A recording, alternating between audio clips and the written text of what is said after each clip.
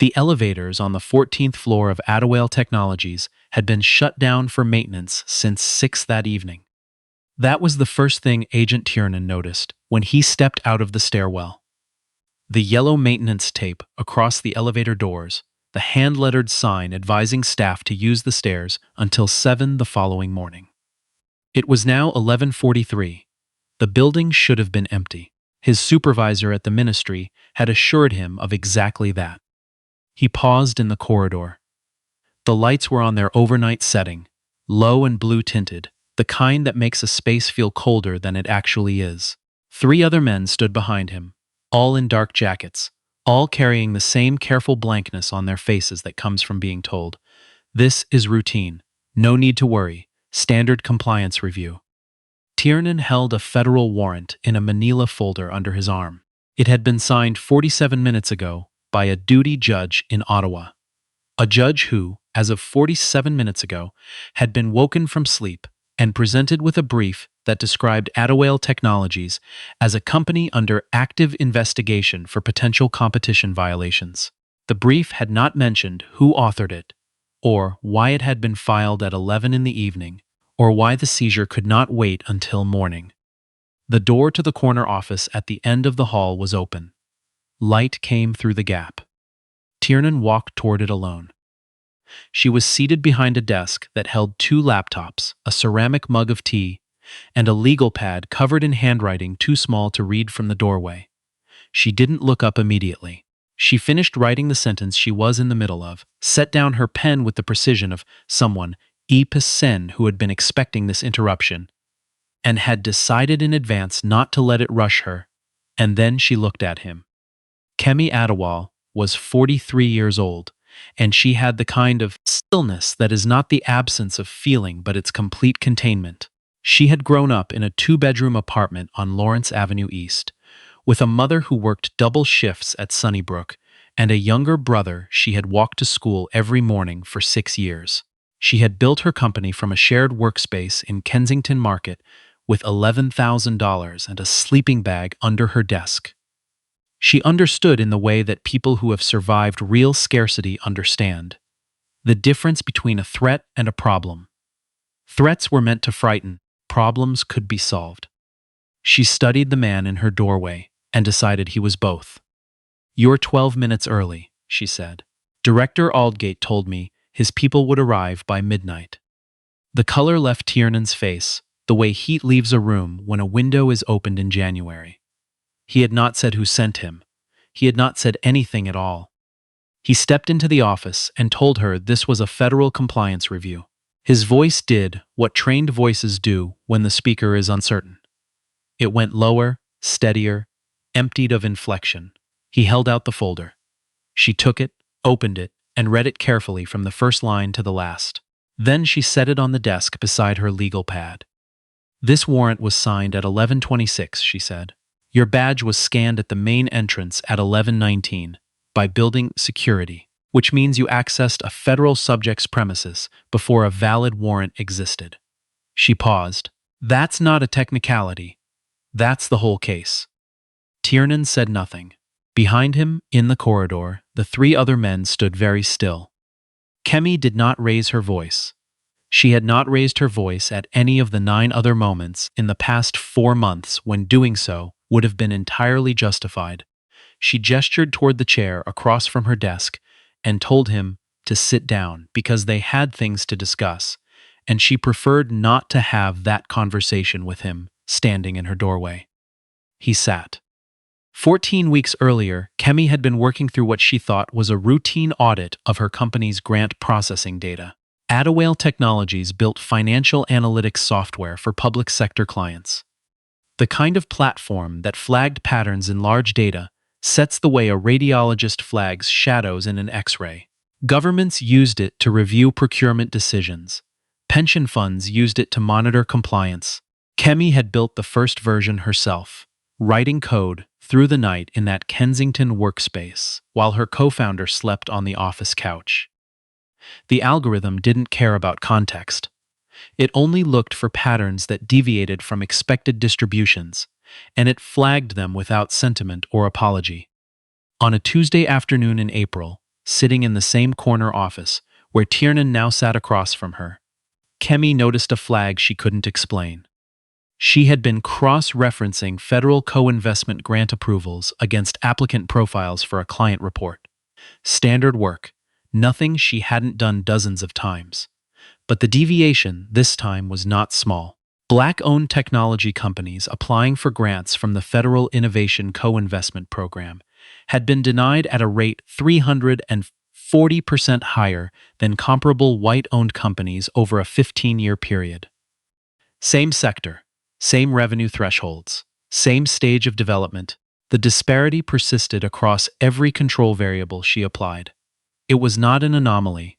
It was a pattern so consistent it could only have been produced by design. She spent the next 2 weeks checking her own methodology 3 different ways. She ran the same analysis across 2 other datasets sourced from separate government portals. The pattern held in both. She asked her lead data scientist to review the work without telling him what she had found. He came back to her in 4 days and said he thought there might be something wrong with the grant data because the distribution was too clean to be natural. That was when she understood the weight of what she was holding. She submitted a formal inquiry to the Ministry of Innovation. She addressed it to 3 different offices, keeping copies of every exchange. For 2 weeks, the responses she received were courteous and vague, the kind of correspondence designed to acknowledge receipt without engaging with content. And then, 11 days after her submission reached the Deputy Director's office, 2 things happened within the same 48 hours. Her company's largest federal contract, a 3-year agreement with the Canada Revenue Agency worth $1.4 million, was placed under an unscheduled compliance review, and an email arrived in her personal account from an address that resolved to nothing when traced. It contained 8 words. "This is not a file you should open." She read it twice, then she forwarded it to the only lawyer she trusted at that point, a woman named Beatrix, who had represented her company since its 3rd year, and kept going. What she found in the weeks that followed required her to sit with it in pieces before she could see it whole. The Federal Innovation Co-Investment Program had, since its creation, directed grants toward private sector co-investment projects, managed through a consortium of 3 of Canada's largest private equity firms. The consortium controlled which companies were selected for co-investment. The consortium selection committees had no mandated diversity requirements and no independent audit obligation.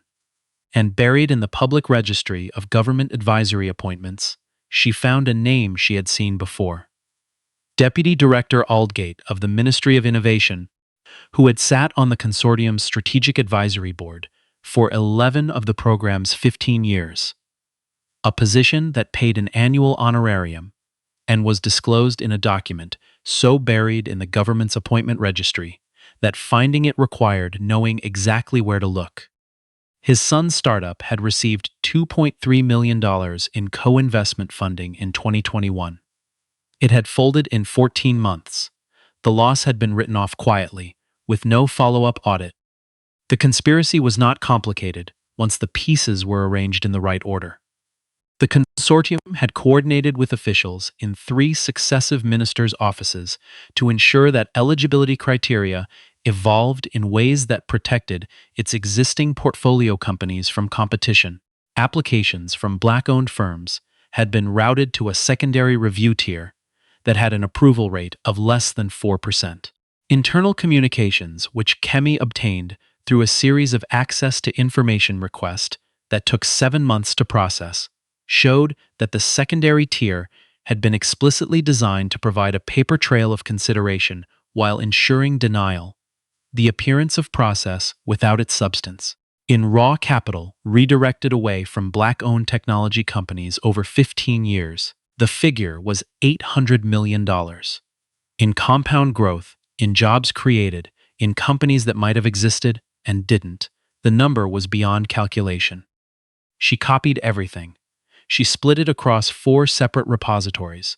She gave one portion to Beatrix.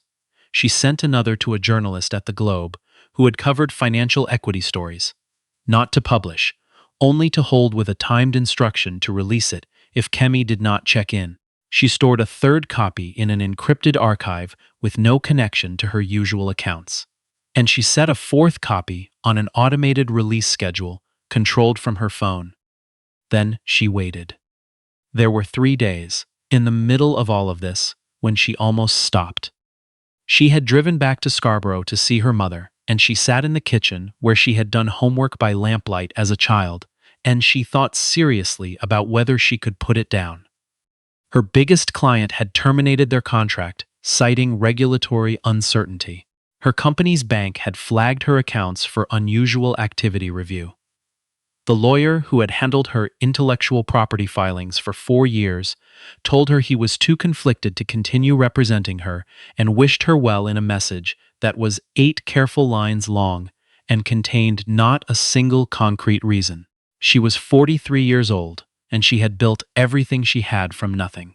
And there were 3 days when she sat with the very real possibility that she might lose all of it before this was finished. Her mother had poured 2 cups of tea and said, without knowing any of the details, that she had spent 30 years watching people in that downtown tower decide what's possible for people who looked like them.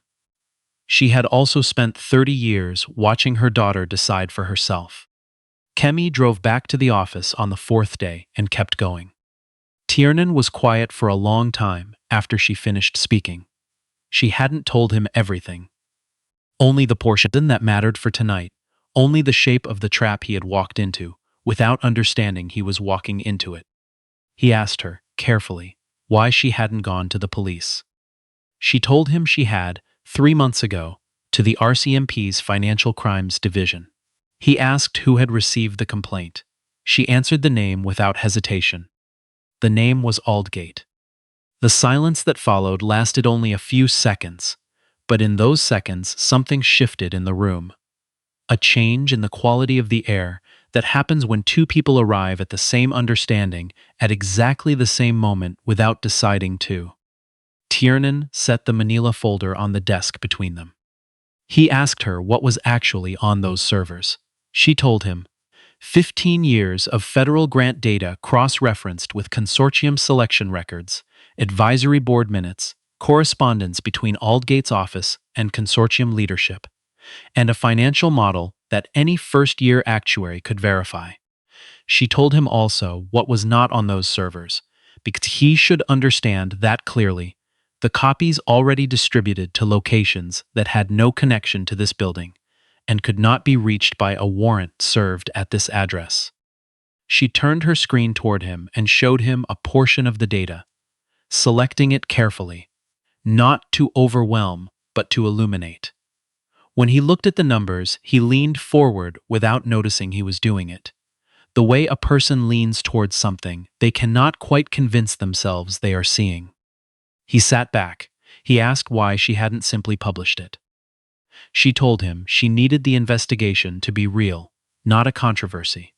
Publication without process could be dismissed, challenged, buried in counter-narrative. What she needed was the data in the hands of people who had the authority to compel testimony and open files.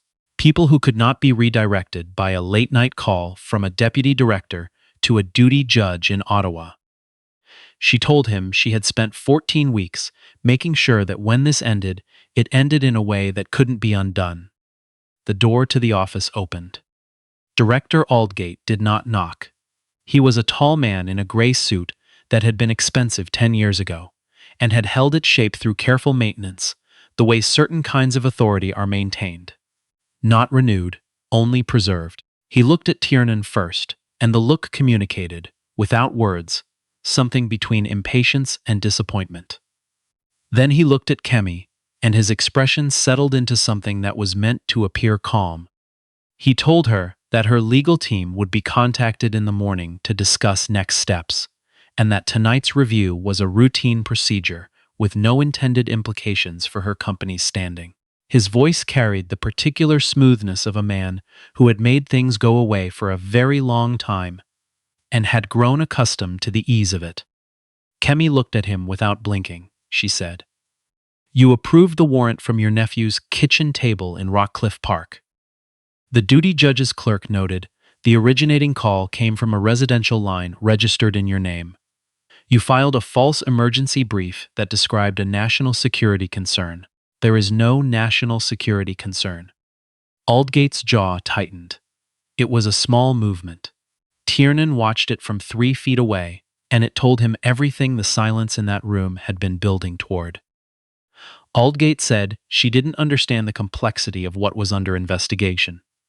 He said there were larger processes at work, considerations beyond a single company's data analysis. He said the appropriate channels existed for a reason, and she had bypassed all of them. Tiernan asked him, quietly, which channels she should have used. He kept his voice level, the careful neutral of a man asking something he already knows the answer to. Aldgate did not respond. From the hallway outside the office came the sound of the elevator that had been under maintenance since 6 that evening, arriving at the 14th floor. Beatrix walked in, carrying a briefcase and wearing the expression of someone who had already anticipated every procedural objection she was about to face and prepared for each one individually. She had been an equity and civil rights lawyer for 22 years. She had argued before the Federal Court of Appeal and won cases that the legal press described, charitably, as ambitious. She looked at Aldgate the way a person looks at a document containing a known error, not with surprise, only with the steady attention required to mark it clearly for the record. She asked everyone except Kemi to step into the corridor. Aldgate protested. She handed him a letter. He read it and protested again. She told him plainly that the letter contained a court injunction, filed 40 minutes ago, preventing the seizure of any materials from this address pending independent judicial review, and that, if he wished to contest it, he was welcome to do so in front of an independent panel, where the original complaint Kemi had submitted 3 months ago would be entered into evidence alongside the complete record of what had occurred at his office following its receipt. He read the letter again, then he left the room. Kemi's phone showed a notification at 12:09 a.m. Scheduled release confirmed. Package delivered. She showed it to Beatrix without comment. Beatrix looked at it and nodded. The small nod of someone who had hoped for this outcome and prepared for the other one too. What the notification confirmed was that the complete data set, grant records, consortium minutes, advisory board disclosures, the full financial model, and all relevant correspondence, had transmitted simultaneously to 3 journalists, 2 opposition, members of Parliament, the Office of the Auditor General of Canada, and an independent equity research institute in Waterloo that had been studying funding disparities in Canadian technology for 6 years, and had never had access to data like what they were about to receive. Tiernan asked, standing in the corridor, if he could speak with her. She came to the door. He told her, without preamble, that he had been told this was a compliance review involving potential anti-competitive data practices, that the subject was uncooperative, that evening hours were necessary to prevent evidence destruction. He said it in the tone of a man, reading something aloud and realizing, sentence by sentence, that he doesn't recognize the document in front of him. He asked if he could provide a statement. She told him to give it to Beatrix. The independent investigation opened before the week was out. The Auditor General's office announced a formal review of the Federal Innovation Co-Investment Program within 11 days. A parliamentary committee struck a subcommittee to examine the Ministry of Innovation's oversight practices. The 3 private equity firms that composed the consortium retained separate legal representation, which, as Beatrix noted, was always a signal that the interests of the parties involved had stopped being aligned. Aldgate resigned the morning the committee released its interim findings. His resignation letter cited health reasons. No one who read it appeared to believe that. Tiernan submitted a voluntary statement in the 3rd week of the investigation. His account of what had occurred on the 14th floor of Adewale Technologies at 11:43 on a Thursday evening was corroborated by the badge scan records, the warrant timestamp, and the testimony of the three men who had accompanied him. He described being told the subject was a regulatory risk, and that action was time-sensitive. He described arriving to find a woman who had been expecting him, who had known who sent him, and who had spoken to him without anger or performance. Only with the methodical certainty of someone who had spent 14 weeks ensuring that this night would not end the way it was designed to. He said, in his formal statement, that he had walked into that building intending to execute a warrant, and walked out understanding that what he had been handed was not a warrant, but an instrument of something considerably less legal. He said he would not pretend he hadn't noticed the difference sooner, or that he hadn't chosen, until that night, not to examine it. He said those were choices he would have to account for in ways that a statement alone could not fully address. Kemi testified before the parliamentary subcommittee in the early spring of the following year. She sat at the table with Beatrix beside her and spoke for 3 hours, presenting data the way she had always presented data, precisely, without embellishment, allowing the numbers to carry the weight they deserved. The room was full. Several committee members had questions that began with the words "I had no idea" and ended with the implicit understanding that not knowing had been, in its own way, a kind of choosing. One of them asked what she most needed the committee to understand. She said she needed them to understand that the companies that didn't exist, the ones that were never funded, never built, never given the chance to compete, were not abstractions. They were people who had pitched in boardrooms and been declined, who had taken those rejections and absorbed them as personal failures, who had told themselves they hadn't been ready, hadn't been good enough, had needed more time. She said those people deserved to know that the system had not evaluated them.